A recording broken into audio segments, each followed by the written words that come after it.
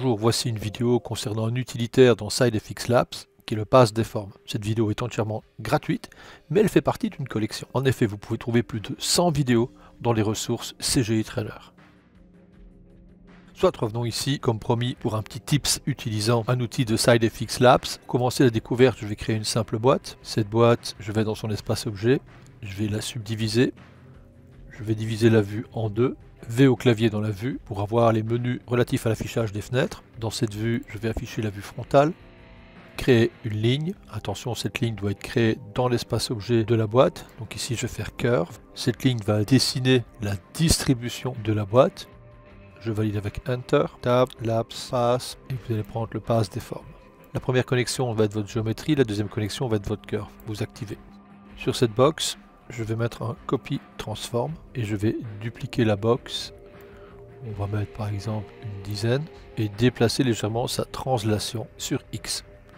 Vous voyez maintenant que cette copie suit le chemin qui a été dessiné au préalable. Inutile de vous dire que votre box peut avoir une texture de pierre, un peu de déformation et des simulations de reliefs divers. Si vous revenez sur cette box, il est évident que vous pouvez modifier ses proportions et revenir dans le Copy et Transform pour modifier aussi son espacement dans le translate de X. On va venir maintenant découvrir un petit peu les paramètres du pass. Vous avez ici le Curve Offset, qui vous permet de faire glisser comme vous le désirez les objets sources. Ça fonctionne aussi bien en positif qu'en négatif. Alors ça va être intéressant parce que ça va me permettre de créer une clé de voûte. Vous pouvez rajouter une subdivision à votre curve avec le Curve Resolution pour obtenir un arrondi.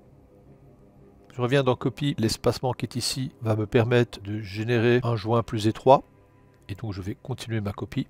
Je reviens dans le Pass Deform. Le fait que ça dépasse, vous pouvez sans aucun problème faire un clip top end et un clip bottom end pour qu'ils suivent parfaitement le dessin de la ligne qui n'arrive pas avant ni après. Et comme ça vous laisse tout loisir de modifier le nombre de copies, voire la taille de la boîte, sans maintenant être perturbé par le dépassement in-out par rapport à la courbe. Vous pouvez modifier l'échelle des objets distribués par rapport à la courbe ou l'épaisseur avec l'outil Scale.